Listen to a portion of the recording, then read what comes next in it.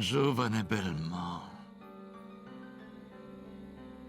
Olrox è forse il personaggio più interessante, sfaccettato nonché amato della serie animata Castlevania Nocturne, ma nasconde anche molti segreti che potrebbero esservi sfuggiti. Oggi cerchiamo quindi di fare luce su una delle figure a mio avviso più ambigue e controverse dell'intero universo di Castlevania. La serie Castlevania Nocturne, uscita nel settembre del 2023, è lo spin-off dell'ormai conclusa Castlevania. Entrambe, tratte dall'omonima serie videoludica Konami, sono ancora disponibili su Netflix. Nocturne adatta, prendendosi grandi libertà rispetto ai videogiochi, le vicende del giovane Richter Belmont durante gli eventi della Rivoluzione francese e si propone subito ricca di una grande varietà di temi e personaggi. Benché Horlocks venga introdotto nel primo episodio, anzi fin dal trailer, come antagonista indiscusso di Richter, nel corso della serie dimostrerà di essere un personaggio molto interessante e per niente scontato. Di certo ha ancora molto da raccontare su di sé nella prossima stagione, ma basandoci su quello che sappiamo fino ad ora, ecco 5 curiosità che forse ti sei perso sul personaggio. Olrox è un boss da sconfiggere in Castlevania Symphony of the Night, il titolo videoludico più celebre della serie, uscito ormai nel lontano 1997. Qui è un conte che affrontiamo nella parte alta del castello di Dracula. Il suo design conserva dei punti in comune, partendo dall'abbigliamento che viene richiamato nei colori e nell'eleganza e alcune caratteristiche dei suoi poteri speciali. L'anime ricrea uno dei suoi principali attacchi, nello specifico quello in cui evoca 5 teschi volanti e che utilizza per salvare Mithrak. Sia nel videogioco che nella serie, Horlocks è in grado di trasformarsi. Se durante la boss fight assumeva però la forma di un demone simile a una lucertola, nella serie, durante lo scontro con Julia Belmont, lo vedremo mutare in un serpente. Oh, ma certo! come si dice, l'azteco. Olrox è originario dell'America centrale ed è un vampiro molto antico. Stando a quanto racconta dovrebbe essere nato tra il 1400 e il 1500, quindi ha approssimativamente 250 anni. Nella serie viene definito apertamente azteco. E la sua trasformazione in serpente potrebbe avere infatti un legame con la mitologia di quella società così affascinante e politeista che si estinse a seguito dell'arrivo e della colonizzazione degli spagnoli. Fra le divinità maggiori venerate dagli Aztechi ve n'era una in particolare che richiama molto le sembianze di Horlocks. Quetzalcoatl, il serpente piumato, era un dio associato al vento, all'alba, alla conoscenza, e non è da escludere quindi che Horlocks possa avere un legame di trama con il dio azteco. Non ascoltarla, Richter. C'è sempre una scelta.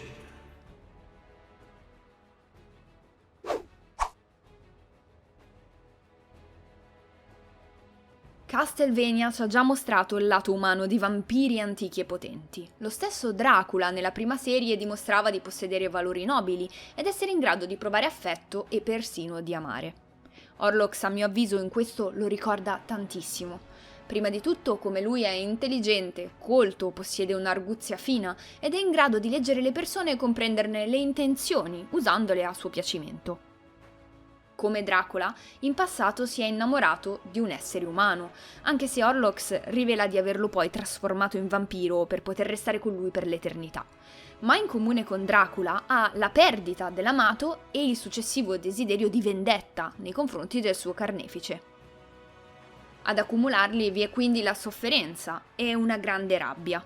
Se Dracula però la riversava nei confronti del genere umano, Horlocks dimostra più lucidità e controllo nel perpetrare la sua vendetta, che attua quasi come un giustiziere. Continua inoltre a dimostrarsi attratto verso gli esseri umani, che sembra prediligere ai vampiri. Benché venga considerato un alleato di Elizabeth Bathory, scopriremo pian piano quanto sia contrariato dai suoi ideali e dal suo piano, e collabori addirittura in segreto con i protagonisti per fermarla. Vedo che ti piace terrorizzare i giovani. Preferisco i nobili dal sangue blu. Nella società in tumulto della Rivoluzione francese, gli antagonisti principali, ovvero i vampiri, creature che rappresentano un male oscuro da sconfiggere contrapposto alla luce del bene, sono aristocratici, colonialisti e classisti. Rappresentano quindi, per simbolismo, un altro male, molto più reale, della nostra società. Horlocks, per la sua natura, si maschera al fianco di Bathory e riesce a ingannarla, ma dietro alla sua facciata c'è molto più di quanto non sembri.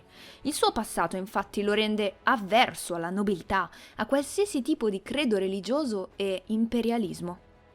Horlocks è l'unico vampiro nella serie a cibarsi di nobili e risparmiare invece i deboli e i poveri. Ha partecipato inoltre alla rivoluzione americana al fianco dei coloni per liberare la terra dall'egemonia inglese e ha creduto, grazie al suo amante, alla libertà, un valore che condivide quindi non solo con i protagonisti, ma anche con gli spettatori. Niente affatto, Miss Rack. Di te non sono innamorato. Nella serie, Horlocks conosce e si avvicina a Mizrak, un cavaliere cattolico dell'ordine ospitaliero di San Giovanni, con il quale intraprende una relazione a dir poco travagliata. I due infatti hanno convinzioni e ideali opposti che li portano alla fine a separarsi inevitabilmente. Ma perché questa love story è così intrigante nonostante il poco spazio a schermo? Mizrak e Horlocks ripropongono in chiave originale il classico mito del cavaliere e il drago, due nemici per definizione che rappresentano lo scontro inevitabile fra bene e male. Anche se le cose in Castlevania sono ben più grigie che nelle fiabe, i riferimenti ai miti classici non mancano. Diversi personaggi si riferiscono infatti a Horlocks erroneamente chiamandolo drago e Mizrak, il cavaliere senza paura, porta il nome in turco dell'arma che San Giorgio utilizzò per trafiggere il mostro. Tu non sei in grado di capire. Sei solamente un animale che ha perduto la sua anima molti secoli fa.